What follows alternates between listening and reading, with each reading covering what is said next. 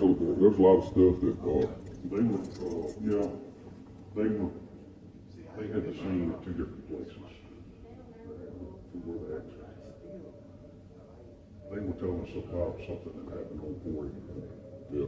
And she seen blood in the road on 40. Yeah. And she seen ruts at the checkpoint. Now, at 9:50, that's the earliest something could have happened to my son. Because he's on his way back and crossing the bridges. If anything happened at the bridges now, I don't understand, you know, and when I make claims or blood spots in the road right there, I took a sample of that blood. Of course I can't get it unless I got money. His chain of custody's been broke. I understand all that, but I can't just leave it there and not take a sample of it. I say it's better to take a sample than me hold on to it until I can. But I understand that there's so many questions surrounding why a bag was left and that scene wasn't completely took care of. If that was a scene, the sheriff and y'all is the one insisted that was a scene, right? Y'all told us that was a scene. Henry, I mean, everybody I talked to said Henry pretty much told them, would ask him where you think it happened, and then all of a sudden say, well, you wrong, it happened here. That's leading witness, right? I don't know. You talking about with Tina Babb? Tina. Well, and Colton. And like I say, I was not here, so yeah, a lot of this. All I've got to go on is what the investigator said. The scene was at whatever county road it was.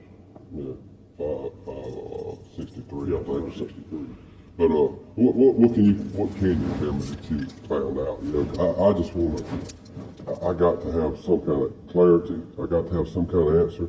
If this is going on to the grand jury, I need to know, but I also need to know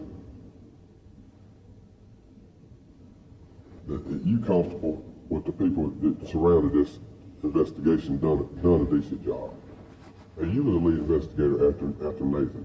Do you feel comfortable that the people you were surrounded with done a decent job?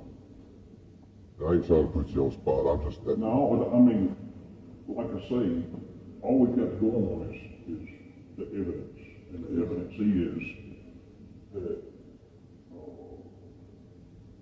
Shanna had contacted Samantha and wanted her to come get her. Samantha drove up behind them on County Road 563, pulled in front, stopped. Shanna was already out of the car when Samantha got out of the car. Shanna got in the passenger side, Samantha got in the passenger side, and by that time, Scotty had made it to the passenger door. And was trying to pull Shanna out of the truck.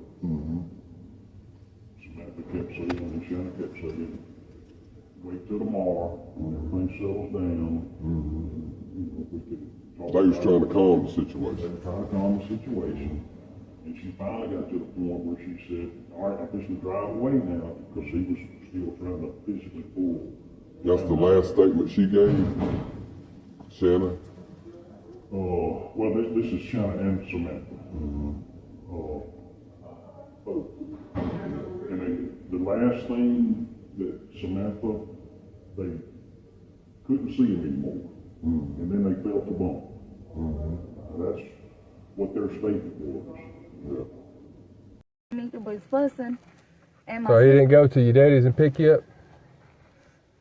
No. He met you at Samantha's?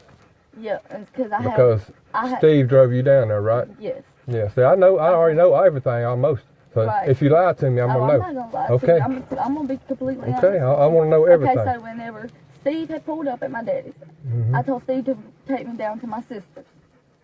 Samantha was gone. About what time was that when Steve carried you down there? It was like 9:45. All right, that's exactly the time I figured it was. And That's the time they got back at the house. Same time they got back at the house was 9:45. See, I already know everything now. So if you lie to me, I'm not gonna lie to you. I'm gonna be all right, completely all right, 100% all right. honest. I'm gonna let you know. Because this is like I started off from the beginning. Okay. Okay. We picked Colton up, and from Forest or whatever, we went to the shop. About 7 o'clock. We cleaned the shop for like 3 hours. or more. When we left there, it was my idea that, you know, I wanted to drink because, Yeah. Y'all went and got whiskey at about 7:15. and Yeah. at Ruby's. yeah. And Yeah. we was gonna take Colton to sell some Cadillac converters.